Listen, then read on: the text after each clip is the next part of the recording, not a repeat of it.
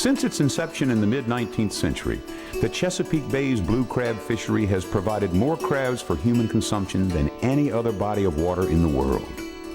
Other parts of the U.S. are home to other species of crabs. Alaska, the king and snow crab varieties. Florida, the stone crab. Maine, the rock and Jonah types. And of course, there's the large Dungeness crab of the Pacific coast. But many connoisseurs consider our blue crab the most delicious, and an entire cult has developed around this feisty, engaging, and complex crustacean. The blue crab lover's appetite is met through the hard work of independent, hardy Chesapeake watermen, the professional crabbers. They use a crab pot, a device that's been around since the 1930s. It's light and airy because the blue crab has excellent front and rear vision. He must see clearly through a pot if he's to enter and be caught. The pot is constructed of galvanized 18-gauge wire mesh. A crab, attracted by the bait stored in a container in the middle of the pot, enters the lower section of the pot through one of the funnel-shaped openings. He then travels up into the upper section of the pot, where he's held until collected by the waterman. The small hole allows undersized crabs to escape. A zinc bar is attached to reduce the rate of oxidation. Rebar weights the bottom of the pot so it will stand upright. It also strengthens the pot and keeps it from becoming misshapen. The crab pot is a cleverly engineered trap, but it takes abuse and must periodically be replaced. If too bent, battered, or fouled, the pot will not fool and capture its wary prey. It's early spring on Prentice Creek, and that means it's time for Jesse Dyes to prepare his crab pots for the season. He begins by coating them with anti-fouling paint. Each crab pot will ultimately be attached by a line to a pot buoy. Lines are repaired or replaced. Each buoy is repainted and stenciled with Jesse's license number as identification. Jesse, a fourth-generation waterman, was always told that the first sighting of a black-headed gull, a migratory bird, meant it was time to begin crabbing. Several weeks have now passed. His avian friend has returned to the Chesapeake, and Jesse heads out one early morning to set out his pots for the season. Typically, watermen set out 50 to 200 pots, so this will require a number of trips over 1 or 2 days. The pots are baited with fish. He places his pots in at least 5 feet of water, but with the help of his depth finder, looks for locations where there's a rapid drop-off from the shallower water. Mature male crabs like these spots, but mature females, or sooks, prefer deeper water, often 10 feet or more. Sometime in July, Jesse will move his pots into shoal water, following the male crabs as they chase females who have relocated to shed. Shallow water has less pressure and aids in the shedding process, plus seagrasses offer protection from predators. My father taught me how to crab pot. Of course, the way I do it is totally different than the way he did it. But for instance, he wouldn't be caught with a wheel on a crab potting boat. You had to have a tiller, a stick, to steer with. Four-cycle engine was unheard of. Depth finder was unheard of. You had to memorize the depth of the water. Pots were weighted down with concrete in the corners instead of this rebar. Several days later, Jesse returns to pull up his pots, grabbing the line by hand and placing it in an electrical pot puller.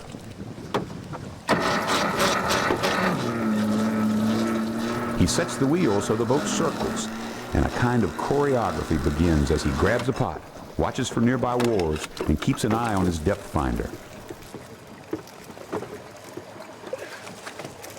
Crabs are emptied into the collection or cull box, and the pots rebaited.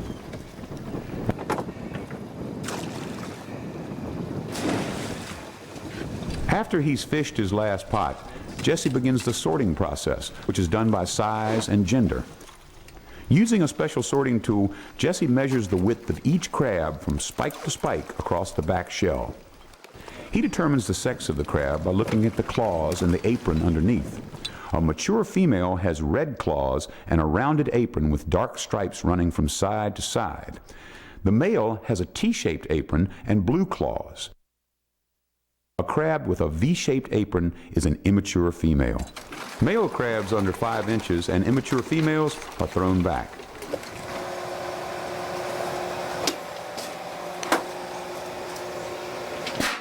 Jesse then takes his crabs to the wholesaler, who pays him by weight.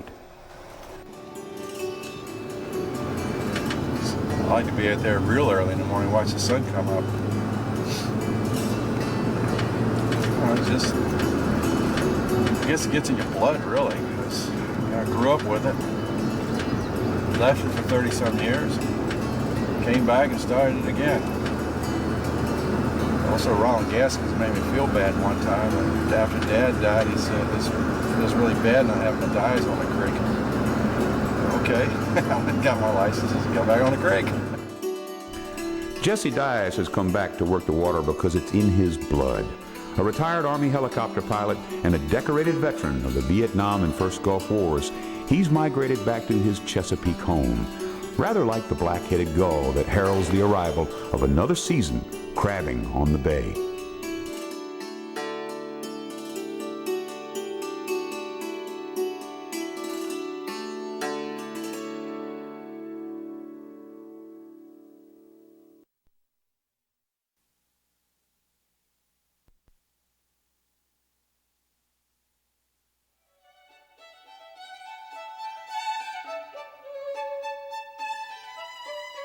It's almost as if early European explorers started fishing the minute they entered Chesapeake Bay waters. In 1608, one of Captain John Smith's crew recorded seeing fish lying so thick with their heads above water, we attempted to catch them with a frying pan. Prophetic, because throughout the centuries the bay has yielded bountiful harvests of fish. Many are caught, not with a frying pan, but by using one of the oldest methods of fishing. Meet Walter Rogers, a fourth-generation waterman from Reedville, Virginia. Walter fishes using a pound net. Someone pointed out to me in the Magna Carta, they reference a pound net. They call it a fishing weir, which I'm not sure the date of that, the 1400s, 1300s. The Native Americans had a type of fishing net. I'm sure the modern net, I'm sure, dates back to the 1800s.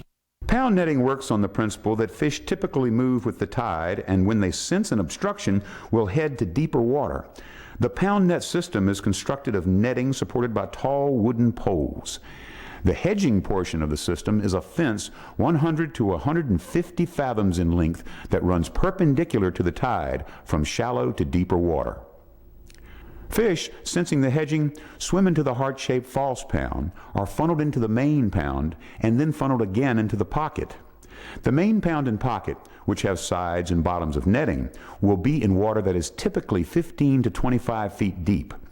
It is the pocket that will be gathered and bailed of fish. The widest portion of each funnel is 10 by 10 feet, the narrowest 4 by 4 feet, so it's hard for fish to find their way back out. Although Walter maintains that they eventually can. So when the fishing is good, he and his crew work every day but Sunday, from St. Patrick's Day through November. Just as his father before him, Walter fishes 4-pound nets off of Reedville, just north of Wacomico Light. There's a concentration of nets here and up to Smith Point. The state issues annual licenses which are renewable, and this is a favorite spot for pound netters. The Glenafay approaches the pound net, and the men loosen the pocket's lines. Walter, in the skiff, pulls himself into the pocket. The pocket net is pulled up and worked around until it's tightly bunched.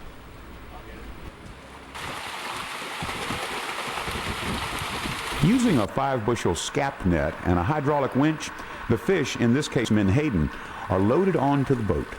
Undesirable fish like skates are thrown back. This process has changed little through the years, with the exception of the introduction of powered boats, hydraulics, nylon netting, and anti-fouling paint. Today's crews are smaller, typically 2 or 3 men, thanks to technology. Menhaden are generally plentiful in the spring, followed by spot, flounder, mackerel, and croakers in the summer. Rockfish make their appearance in the fall and in the spring. The fish are sold to and distributed by local seafood wholesalers. The pound net system takes a constant beating and needs frequent repair. Then, too, men and boats can take a beating as they experience the fury of wind and wave. One story I'll never forget is, my dad sunk the boat, and he went out one day and it was pretty rough. and he tied his boat up, and I think he was fishing in the process of fishing his net. He had one older black man with him, Jeannie, and one of the poles broke off that he was tied his boat to, and as the seas were going up and down, the pole that broke off underwater punctured the bottom of the boat and knocked the plank off. And in a matter of seconds, he ran up to the bow to get something to stuff in the hole. And when he turned around, his decks were level with the water. He tried very briefly to stick something in there, realized it was a lost cause, ran back up to untie the boat. And in the meantime, when he turned around, his whole boat was underwater. And this was in November, it was cold, So he jumped off the boat the best he could, and the wind at that time was blowing the skiff, which had Jeannie, his crewman, in the boat, trying to paddle against the tide and the wind to pick my dad up. And he was swimming and had all his full gear on, and his last, he claimed his last lunge, he reached up and grabbed the bumper of the skiff, and he hauled him in. And I remember coming home from school in the 8th grade, and always asked him how his day was, how many fish did you have? And he was sitting at the phone, and he said, well, I sunk the boat today. Today, as the Chesapeake's fate is studied and debated, so is the fate of those dependent on her for a living. But as long as men love to fish, that love will be passed on from father to son. Already there is a 5th-generation waterman in the Rogers clan. As one old-timer said, fishing is a healthy life, and it's your own.